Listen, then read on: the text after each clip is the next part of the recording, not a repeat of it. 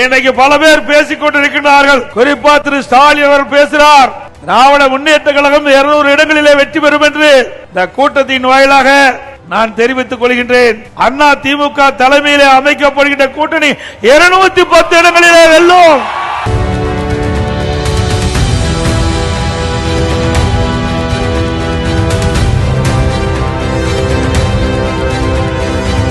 இந்த அரசாங்கத்தை, இந்த அமைச்சர் மீது எஃப்ஐஆர் போட வேண்டும் என்று 2 முறை ஆதாரத்தோடு அறிக்கை அனுப்பிச்சோம்.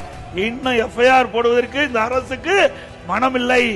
அண்ணா திமுக ஆட்சி மனதுடன் இப்படிப்பட்ட அமைச்சர் மீது எஃப்ஐஆர் பதிவு செய்யப்படும், சட்ட ரீதியாக நடவடிக்கை எடுக்கப்படும்.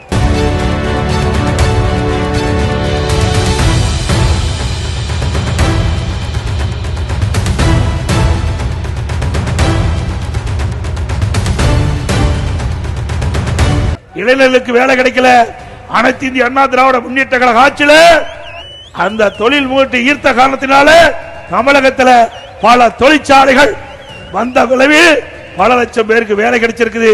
தமிழ்நாடு பொருளாதாரத்தில் உயர்ந்த நிலைக்கு வந்திருக்குது.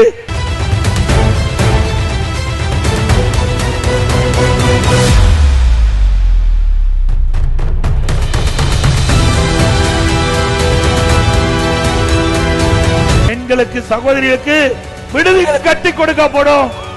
கோலிங்க நகர் பகுதியிலே ஆயிரக்கணக்கான பேர் தங்கக்கூடிய பாதுகாப்பு அம்சம் கூடிய விடுதி கட்டி கொடுக்கப்படும். அம்மா உணவகம் நிச்சயமாக கொடுக்கப்படும். ஏழைகள் வயிறார உணவு, தரமான உணவு குறைந்த விலையில கொடுக்கப்படும்.